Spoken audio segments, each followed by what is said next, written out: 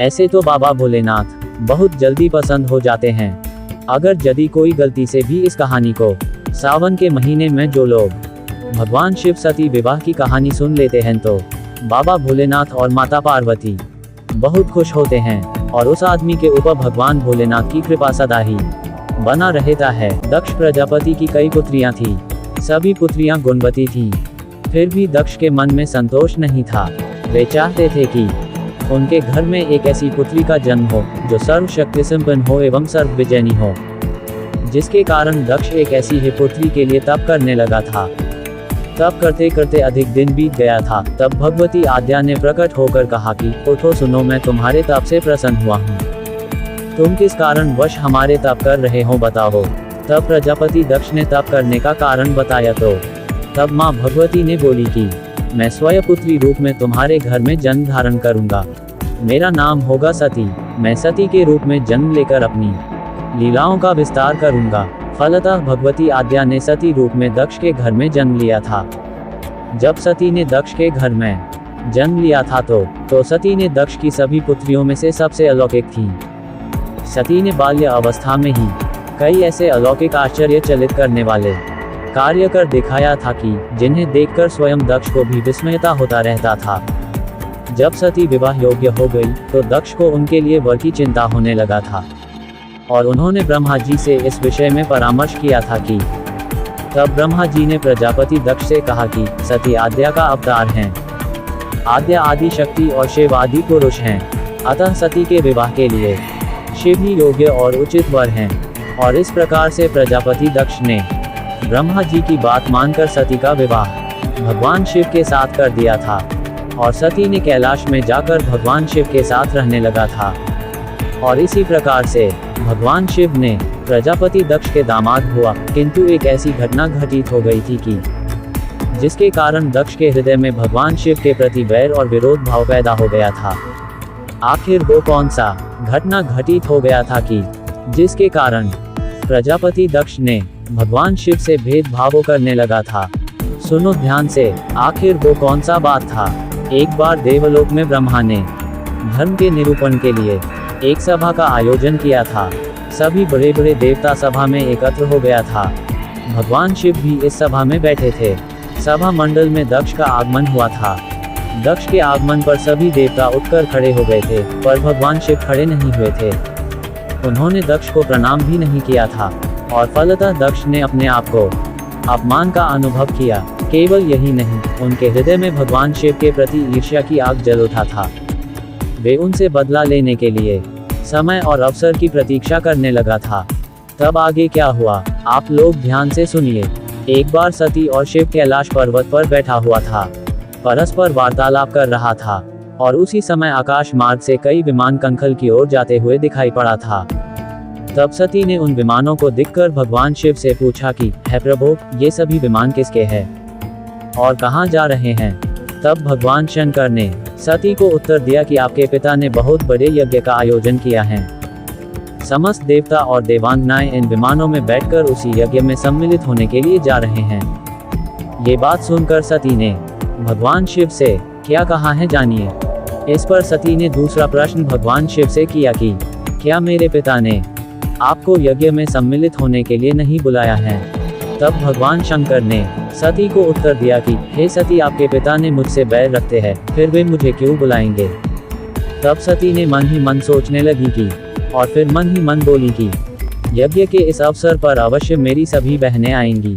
उनसे मिले हुए बहुत दिन हो गए हैं, क्यों ना मैं इसी अवसर पर वहाँ चला जाऊँ और वहाँ पर अपने बहन से भी मिल लूँगा और मेरे पिताजी ने जो यज्ञ रखा है तो उसका भी दर्शन हो जाएगा।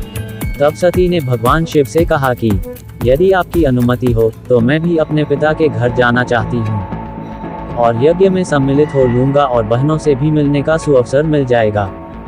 तो अब आप लोग जानिए कि क्या भगवान शिव ने अपनी पत्नी सती को वहाँ पर जाने दिया था। सती को क्या कहा, भगवान शिव ने सती को उत्तर दिया कि इस समय वहाँ जाना उचित नहीं होगा, क्योंकि आपके पिता मुझसे जलते हैं, हो सकता है वे आपका भी अपमान करेगा। बिना बुलाए किसी के घर जाना उचित नहीं होता है। इस पर सती ने प्रश्न किया, ऐसा क्यों, अपने ही पिता के घर बिन बुलाए क्यों नहीं जाना चाहिए।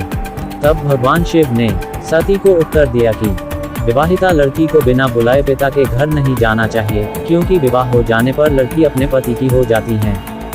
पिता के घर से उसका संबंध टूट जाता है। लेकिन सती पीहर जाने के लिए हट करती रहीं, अपनी बात बार बार दोहराती रहीं। उनकी इच्छा देखकर भगवान शिव ने सती को पीहर जाने की अनुमति दे दिया था। उनके साथ अपना एक गण भी साथ में भेज दिया। उस गण का नाम वीरभद्र था। सती वीरभद्र के साथ अपने पिता के घर चला गया था। जब सती ने घर पहुंचा था तो सती के घर में सती से किसी ने भी प्रेमपूर्वक वार्तालाप नहीं किया था। और सती का पिता प्रजापति दक्ष ने सती को देखकर कहा कि तुम क्या यहाँ मेरा अपमान कराने आए हो?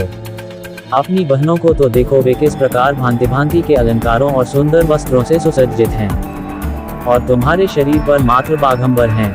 तुम्हारा पति श्मशानवासी और भूतों का नायक है, वह तुम्हें बाघंबर छोड़कर और पहना ही क्या सकता है? दक्ष के कथन से सती के हृदय में पश्चाताप का सागर उमड़ पड़ा था। तब सती ने मन में सोचने लगी थी कि मैं यहाँ आकर अच्छा नहीं किया। भगवान शिव ठीक ही कह रहे थे कि बिना बुलाए पिता के घर भी नहीं जाना चाहिए। पर अब क्या हो सकता है? अब तो आ ही गई हूँ, तो अब क्या करूँ? पिता के कटु और अपमानजनक शब्द सुनकर भी सती मौन रहीं। वे उस यज्ञ मंडल में गईं जहाँ सभी देवता और ऋषि मुनि बैठे थे तथा यज्ञ कुंड में धू धू करती जलती हुई अग्नि में आहुतियाँ डाली जा रही थीं।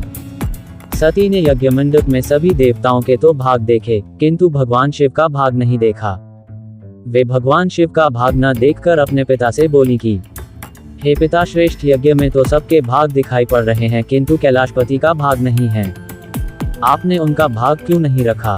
तब दक्ष ने गर्व से उत्तर दिया कि मैं तो तुम्हारे पति शिव को देवता नहीं समझता। वह तो भूतों का स्वामी, नग्न रहने वाला और हड्डियों की माला धारण करने वाला है। वह देवताओं की पंक्ति में बैठने योग्य नहीं है, उसे कौन भाग देगा भला?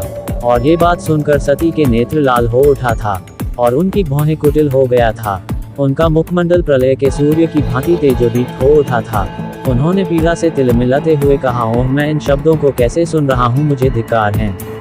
देवताओं, तुम्हें भी धिक्कार है। तुम भी उन कैलाशपति के लिए इन शब्दों को कैसे सुन रहे हो, जो मंगल के प्रतीक हैं और जो क्षण मात्र में संपूर्ण सृष्टि को नष्ट करने की शक्ति रखते हैं। वे मेरे स्वामी हैं। नारी के लिए उसका पति ही स्वर्ग होता है। जो नारी अपने पति के लिए अपमानजनक शब्दों को सुनती है, उसे नरक में जाना पड़ता है। पृथ्वी सुनो, आकाश सुनो और देवताओं, तुम भी सुनो, मेरे पिता ने मेरे स्वामी का अपमान किया है।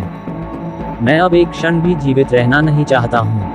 सती अपने कथन को समाप्त करती हुई यज्ञ के कुंड में कूद पड़ा था और जलती हुई आहुतियों के साथ उनका शरीर भी जलने लगा था। यज्ञ मंडप में खलबली पैदा हो गया था और हाहाकार मच गया था। देवता उठकर खड़े हो गया था और वीरभद्र ने तो क्रोध से कांप उठा था और वे उछल उछलकर यज्ञ का विध्वंस करने लगा था।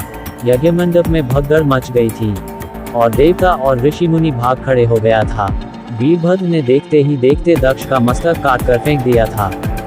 समाचार भगवान शिव के कानों में भी पड़ा तो वे प्रचंड आंधी की भांति कंखल जा पहुंचा था। सती के जला हुआ शरीर को देखकर भगवान शिव ने अपने आप को भूल गया था और सती के प्रेम और उनकी भक्ति ने शंकर के मन को व्याकुल कर दिया था और शिव शंकर के मन को व्याकुल कर दिया था। तो जिन्होंने काम पर भी विजय प्राप्त किया था और जो सारी सृष्टि को नष्ट करने की क्षमता रखता था, वे सती के प्रेम में खो गया था और बेसुध हो गया था। भगवान शिव ने उन्मत्त की भांति सती के जले हुए शरीर को कंधे पर रख लिया था। वे सभी दिशाओं में भ्रमण करने लगा था। शिव और सती के इस अलौकिक प्रेम को देखकर पृथ्वी रुक गया था और हवा भी रुक गया था। जल का प्रवाह ठहर गया था और रुक गया था देवताओं की सांसें, और सृष्टि व्याकुल हो उठा था। सृष्टि के प्राणी पुकारने लगा था, पाहिमाम पाहिमाम। भयानक संकट उपस्थित देखकर सृष्टि के पालक भगवान विष्णु आगे बढ़े। वे भगवान शिव की बेसुधी में अपने चक्र से सती के एक एक अंग को काट काट कर गिराने लगा था। धरती पर 51 स्थानों में सती के अंग कट कट कर गिरा था। जब सती के सारे अंग कट कर गिर गया था तो भगवान शिव पुनः अपने आप में आ गया था। जब वे अपने आप में आया तो पुनः सृष्टि के सारे कार्य चलने लगा था। धरती पर जिन 51 स्थानों में सती के अंग कट कट कर गिरा था तो वे ही स्थान आज शक्ति के पीठ स्थान माने जाते हैं। आज भी उन स्थानों में सती का पूजन होता है, उपासना होता है। अब आगे सुनो। ये देखकर देवताओं में हड़कंप मच गया था और उन्होंने शिव स्तुति प्रारंभ कर दिया था। और शिव भगवान ने उनकी स्तुति देखकर उन्होंने सभी को जीवन दान दे दिया था और दक्ष के शरीर पर बकरे का सिर लगाकर उसे भी जीवित कर दिया था। बाद में शिव की अनुमति से दक्ष ने अपना यज्ञ पूरा किया था। तो दोस्तों उसी दिन से दक्ष ने बकरा बना था।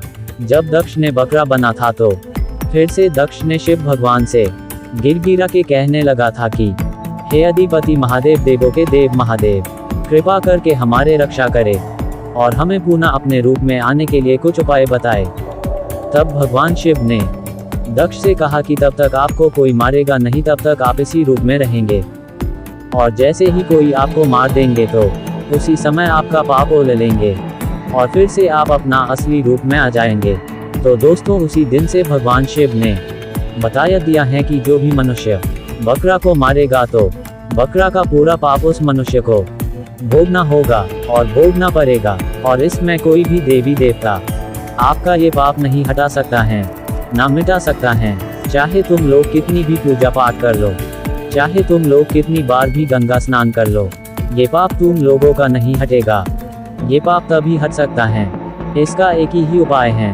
अगर यदि तुम लोग कर सकोगे तो ओ क्या उपाय है? ओ उपाय ये है कि तुम लोगों को वो पाप करना छोड़ना होगा और भगवान से माफी मांगकर कहना होगा कि चाहे कितनी भी विपत्ति आ जाए कभी भी ये पाप नहीं करूंगी, तो ये पाप हट सकती हैं सदा के लिए। तो दोस्तों मैं उम्मीद करती हूँ कि ये कहानी आप लोगों को पसंद आया होगा। अगर यदि ये कहानी आप लोगों को पसंद आया तो इसी प्रकार से कहानी सुनने या समझने के लिए और अपना मनपसंद बात कमेंट बॉक्स में जरूर लिखिएगा जी। मैं आपकी कमेंट की जवाब जरूर दूंगा जी।